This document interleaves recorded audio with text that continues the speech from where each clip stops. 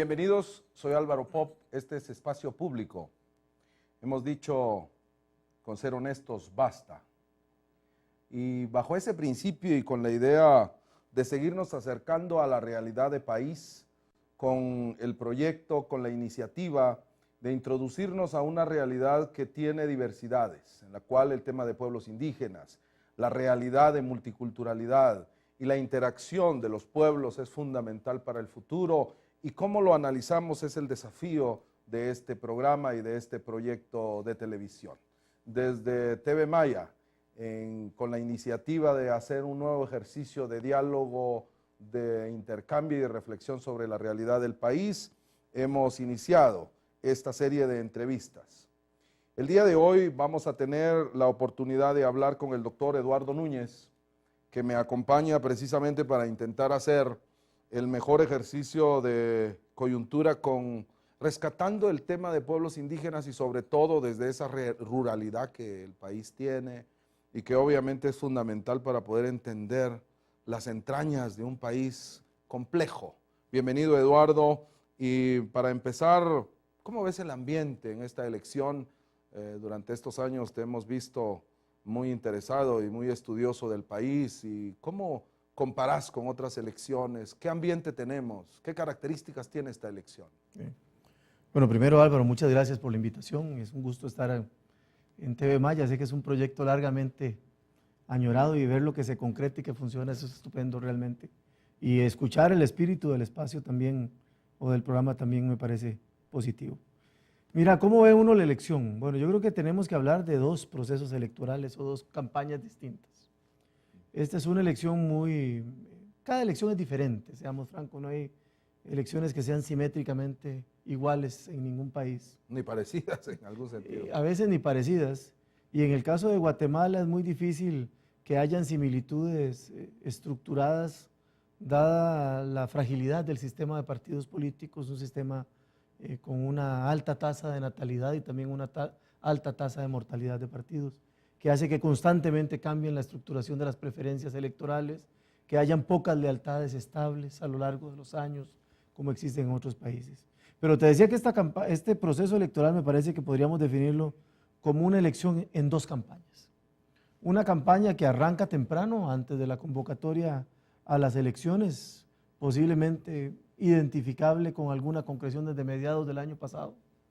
Una clarísima violación a la ley. Con un irrespeto a las restricciones y a los plazos establecidos en la ley electoral y de partidos, pero es una campaña básicamente bipolar, es una campaña entre dos grandes polos, en donde cada uno se considera el bien y considera al otro, digamos, el mal, ¿verdad? Y esa campaña bipolar gira en torno a la viabilidad política y a la factibilidad jurídica de la candidatura de doña Sandra Torres. Y era en alguna medida un referéndum, en alguna forma, de la validez, profundidad de los programas sociales que este gobierno impulsó a lo largo de estos años. Esa bipolaridad se reflejaba de múltiples maneras. Era una bipolaridad temática, había una clara asociación de la figura del general Pérez Molina con el tema de seguridad, una clara asociación de la figura de Sandra Torres con los programas sociales. Entonces eso te remitía a los dos grandes temas nacionales en Guatemala, que son los temas de seguridad y pobreza, ¿no? Seguridad y desigualdad, digamos, si se quiere, énfasis distintos, pero bueno, son los dos grandes temas.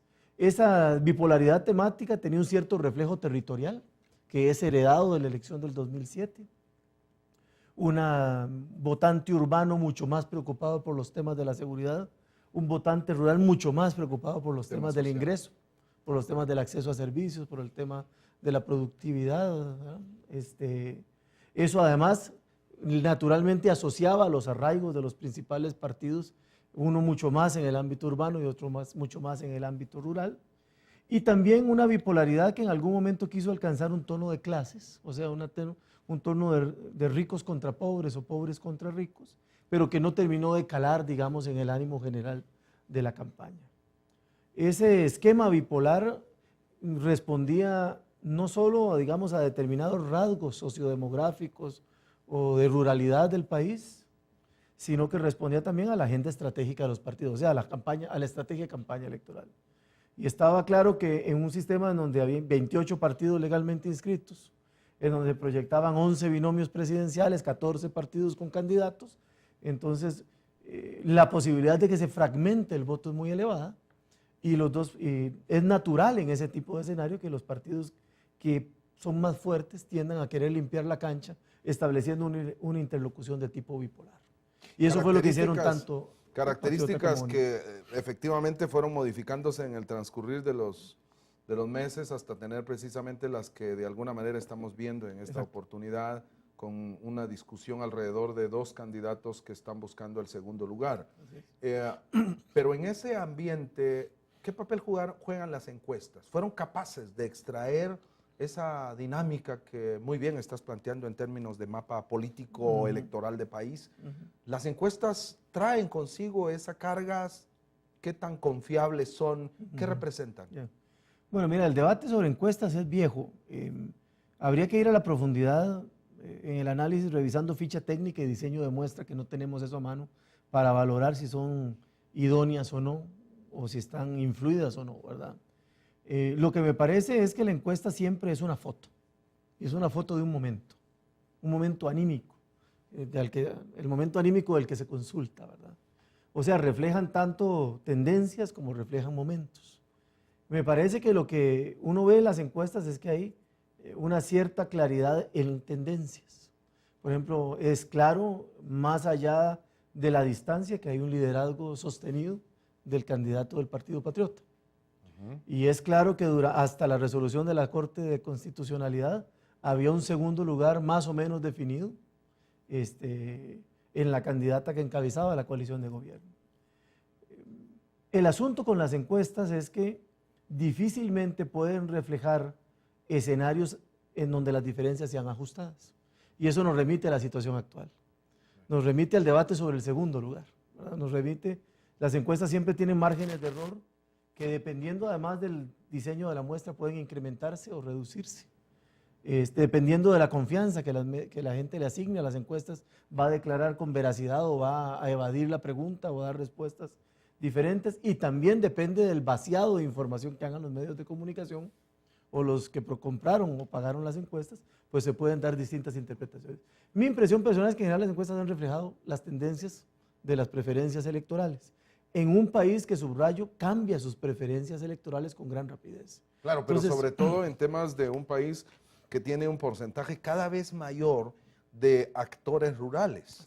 Y ahí la pregunta es, ¿han sido capaces de descifrar esa ruralidad, sabiendo de que son, como muy bien planteaste, mundos que hay que reconocer características diferenciadas? El mundo urbano del mundo rural. ¿Han sido capaces de extraer de descifrar, diríamos, esas 2 realidades o 3 realidades, dependiendo de cómo se quiera ver?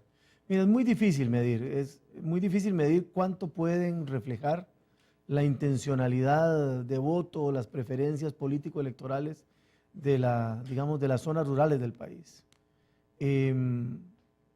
Me da la impresión de que en general las encuestas posiblemente puedan reflejar mejor los estados anímicos urbanos que los rurales, pero es una impresión que carece de sustento, digamos, verificable, de sustento empírico. ¿Por qué afirmo eso? Bueno, porque en general el votante rural tiene una lógica de comportamiento distinto. Me parece que el votante rural es un votante que cualifica su voto especialmente a partir de la última elección, dadas las modificaciones en el diseño del sistema de organización electoral. Es un votante posiblemente menos abierto a expresar sus preferencias electorales. Más cerrado. Más cerrado, ¿verdad?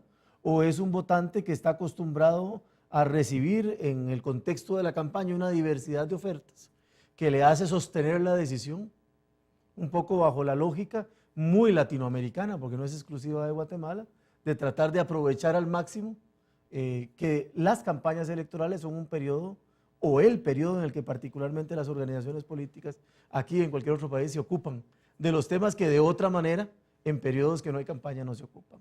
Entonces yo creo que hay una cierta sabiduría popular de no decantarse bajo la lógica de que en el momento en que yo manifieste mi preferencia electoral, podría estarme inhibiendo de recibir determinados aportes, apoyos, ofertas o posibilidades. Dado el de papel otros que candidatos. los medios de comunicación han hecho de las encuestas, podemos decir con mucha franqueza que efectivamente son de fiar, digamos. Sí. Yo creo que miden estados anímicos, miden momentos y que han sabido reflejar de manera razonablemente buena los momentos dentro de la complejidad de una sociedad como la guatemalteca, bueno, no solo diversa, sino además con herencias históricas en torno al derecho de libertad de expresión que hacen que alguna gente pues ¿Instrumentalizables? ¿Es posible en hacerlo? cualquier país. En cualquier país las encuestas son instrumentalizables. ¿Con efectos, efectivamente? Eso es algo que es debatible.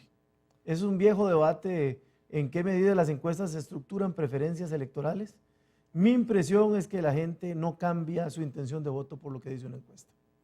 Esa es mi impresión. O sea, puede tener efecto sobre un porcentaje de voto, lo que se llama el voto útil, que haga que en determinado momento una encuesta diga, bueno, votar por X candidato es, entre comillas, desperdiciar mi voto, voy a concentrarlo en un voto ganador, un voto que puede influir. Ha evolucionado la sociedad en eso en los últimos años, en las últimas elecciones, dándole seguimiento a estas participaciones. ¿Crees que tenemos una sociedad guatemalteca más pensante en términos de los procesos electorales? Yo creo que es una sociedad más crítica. Yo creo que es una sociedad más crítica, más escéptica, desencantada.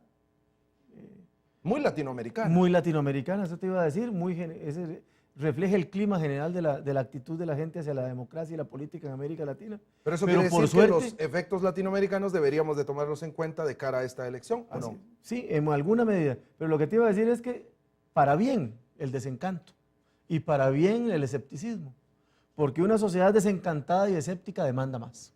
Demanda el tema calidad. indígena, por ejemplo, ¿ves que ha aparecido con alguna notoriedad en esta elección más que en la otra? ¿Hay algún debate alrededor del tema? En ese ambiente, estamos calificando y viendo el ambiente en términos generales, pero ¿ves el tema indígena ahí? Bueno, mi impresión es que la bipolaridad temática que te relataba entre seguridad y programas sociales ha impedido que las agendas estratégicas de actores importantes y mayoritarios de la sociedad no están apareciendo.